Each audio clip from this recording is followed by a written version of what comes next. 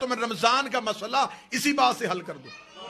جاؤ علم فلکیات والوں سے پوچھو، موسمیات والوں سے پوچھو. آج کی جدید ریسرچ یہ کہتی ہے کہ سورج طلوع پہلے ہوتا ہے، زمین پہ نظر 9 منٹ بعد آتا ہے. انہوں نے دلیل دی، انہوں نے کہا جو سورج کی پہلی شعاع سورج سے نکل کے زمین تک پہنچتی ہے تو زمین کے ٹائم کے مطابق اسے 9 منٹ کا دورانیہ چاہیے سورج سے نکل کے زمین تک پہنچنا. جب تک وہ ہمارے گولے پہ وہ لائٹ نہیں پہنچتی ہم یہ سمجھتے ہیں کہ سورج آیا ہی نہیں. شعاع بتاتی ہے کہ وہ آ گیا ہے.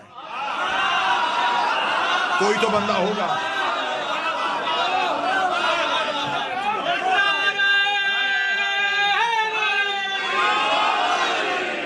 یقیناً میں ممبر پہ جھوٹ نہیں، میں سمجھ رہا تھا مضافات ہے، مجھے عوامی سطح پہ بات کرنی ہے. میرے ان 2 عزت والے سادات نے مجھے بتایا کہ اسے عمومی سطح نہ سمجھیے گا. یہ مخصوص لوگ ہیں جنہوں نے قدیمی علماء کو سماعت کیا ہوا، لہذا آپ کی سماعتوں کے اس معیار کو سمجھتے ہوئے میں نے گفتگو اس سطح پہ کی. انہوں نے کہا سورج سے نکلتی ہر 9 منٹ بعد آتی ہے. 9 منٹ تک دنیا میں اندھیرا رہتا ہے کیونکہ شعاع نہیں پہنچی. شعاع سورج کی دلیل ہے. دلیل ہی کو عربی میں حجت کہتے ہیں.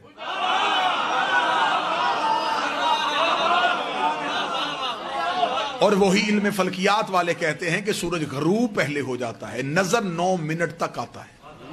اس وجہ سے کہ وہ جو شعاع زمین پہ ہوتی ہیں ان شعاعوں کو واپس سورج تک پہنچنے کے لیے 9 منٹ کا ٹائم چاہیے.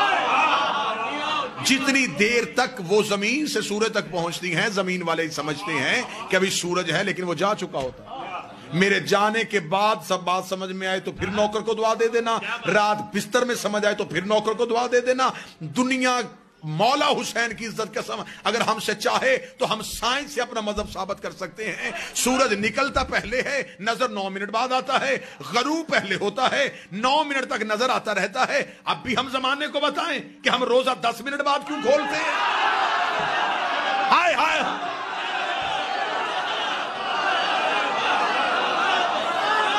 ہمارے سحر و رفتار کا تعلق شعاعوں سے نہیں.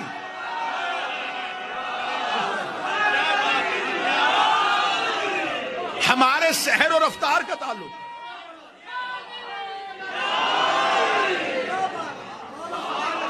ہمارے سحر و رفتار کا تعلق شعاعوں سے نہیں، سورج سے.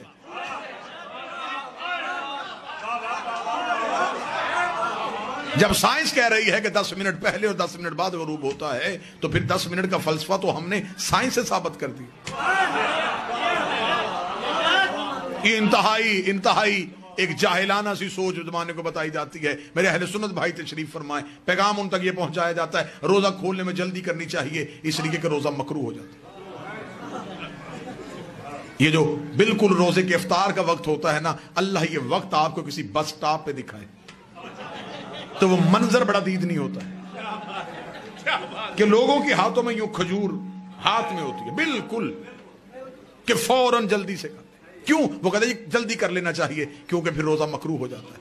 اچھا میرے سامنے آپ باخبر چہرے تشریف فرمائیں. اکثر ایسا ہوتا ہے کہ ایک روزہ دار جو ہے وہ صبح اٹھنے میں تھوڑا دیر سے اٹھا، کھانے پینے کا وقت گزر گیا تھا، بالکل سحر کا وقت تمام ہونے والا تھا، اس نے نیت کر لی اور روزہ رکھ لیا. ایسا ہے؟ مذہب اسلام کا کوئی مفتی ایسا نہیں جو یہ کہے کہ اس کا روزہ نہیں ہوا. وہ کہتے ہو گیا. اسے ہماری زبان میں جو ہمارا علاقہ ہے اس کی تہذیب کے مطابق اس کو ایک لفظ کہا جاتا ہے 8 پیرا روزہ. اب پتہ نہیں آپ کے ہاں کون سا لفظ بولا جاتا ہے. ہمارے یہاں کہا جاتا ہے 8 پیرا روزہ جو بغیر کھائے پیے رکھا جائے، بلکہ مولوی کہتے ہیں مسجدوں والے کہ اس کی زیادہ فضیلت ہے کیونکہ یہ بغیر کھائے پیے رکھا. اچھا بغیر کھائے پیے رکھا ہو گیا. جو روزہ بغیر کھائے پیے رکھا جا سکتا ہے بغیر کھائے پیے کھولا کیوں نہیں جا سکتا؟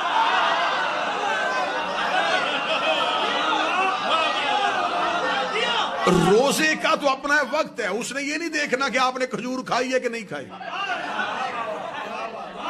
آپ فجر پڑھیں یا نہ پڑھیں، جب فجر کا وقت گزر جائے گا تو وہ گزر گیا. عبادات جو ہوتی ہیں یہ انسان کی محتاج نہیں ہوتی، انسان عبادات کا محتاج ہے. لیکن یہ ساری منفی سوچیں اس لیے آئیں کہ جب دین وارثوں سے چھوڑ کے اپنے جیسوں سے لوگ تو پھر یہی حالت ہو.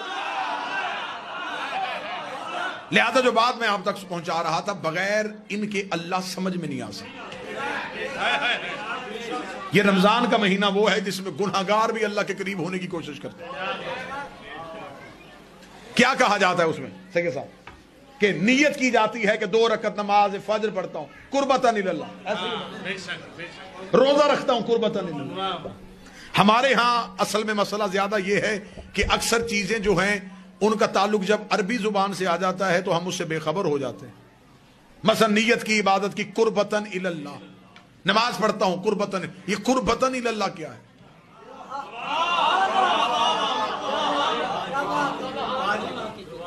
قربتاً اللہ نہیں، قربتاً اللہ، میں اللہ کی طرف قریب ہونا چاہتا ہوں۔ اب آپ نے میری سوچوں سے زیادہ داد دے دی، یہ جملہ آپ سمجھیے گا اور اسی پہ نتیجہ دے دوں۔ انسان نیت کرتا ہے کہ میں اللہ کی طرف قریب ہونا چاہتا ہوں، اللہ کے قریب نہیں، اللہ کی طرف قریب۔ جس شے کے آپ نے قریب ہونا ہو اس شے کا کسی ایک جگہ پہ محدود ہونا ضروری ہے۔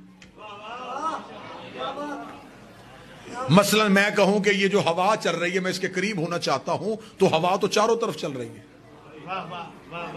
میں کدھر قریب ہوں؟ میں پانی میں تیر کے کہوں کہ میں پانی کے قریب ہونا چاہتا ہوں تو کیسے ہوں گا جب میں ہوں ہی پانی میں؟ جب ہر جگہ اللہ ہی ہے تو پھر آپ کس کے قریب ہو رہے ہیں؟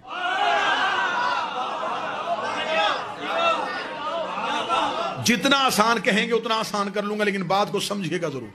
نیت ہے قربتاً اللہ، اللہ کی طرف قریب ہونا چاہتا ہوں۔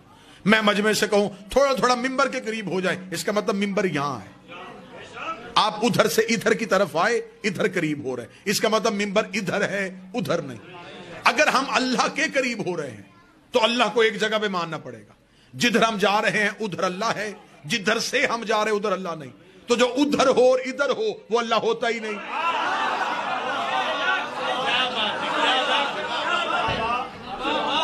آپ کو پتہ بھی نہیں چلنا اور میں عقیدہ آپ کے کلیجے میں رکھ کے واپس آ جاؤں گا۔ ہم عقائد کے حوالے سے خود کچھ حملہ آور ہے کہ پتہ بھی نہیں چلتا، اور اس وقت پتہ چلتا ہے کہ جب ہم اس کے بالکل قریب بلاسٹ ہو جاتے کہ عقیدہ اس کے اندر اب صلاحیت کر گیا ہے۔ آپ اللہ کی طرف قریب ہونا